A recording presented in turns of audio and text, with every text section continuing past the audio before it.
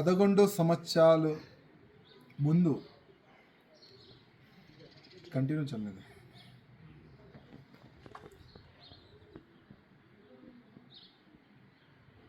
11 years ముందు నేను Bharatiya Janata party ఒక కార్యకర్తగా నేను భారతీయ జనతా పార్టీలో చేరినాను. భారతీయ జనతా పార్టీ అధికారులు నాపైన విశ్వాసం పెట్టుకొని గోషామేల్ నియోజకవర్గం నుంచి నాకు మూడోసారి టికెట్ ఇచ్చినారు. మూడోసారి గోషామేల్ ప్రజల ఆశీర్వాదం దొరికిన తర్వాత నేను మూడోసారి ఎమ్మెల్యే అయినాను. కంటిన్యూగా నా గోషామేల్ ప్రజలు సేవ చేసుకుంటా కంటిన్యూగా దేశం పట్ల, హిందూ సమాజం పట్ల, గౌమాత గురించి, లవ్ జిహాద్ గురించి నేను పోరాడుతూనే ఉన్నాను. అందరు కూడా చూస్తున్నారు.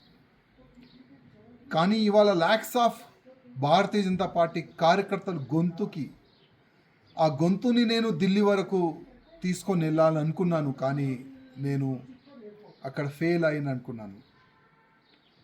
ఎందుకో భారతీయ జనతా పార్టీ అధికారులు నేను రిజైన్ దేని గురించి ఇచ్చినాను, దీని ఇంకా రీజన్ ఏముంది, దానికి వాళ్ళు పరిశీలించలే అనుకుంటున్నాను, చూడలేదు.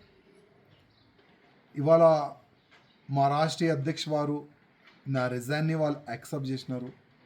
నాకు ఒక మీడియా మిత్రులు నాకు వాట్సాప్ పరంగా నాకు పంపించినారు, అది నాకు దొరికింది.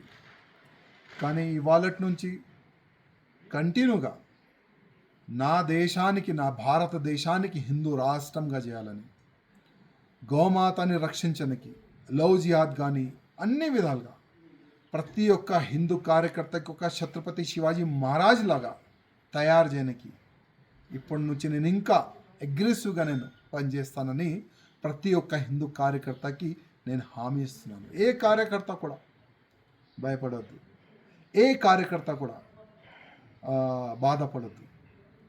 ఒక్కప్పుడు మనం ఏం లేకపోతే కూడా దేశ ద్రోహులతోని ఫైట్ చేసినాం.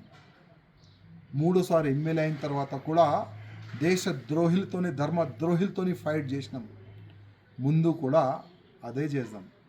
మీ అందరి ఆశీర్వాదం, మీ అందరు సహకారం నాకు ఉన్నది. గతంలో కూడా ఉండే, ఇప్పుడు కూడా ఉన్నది.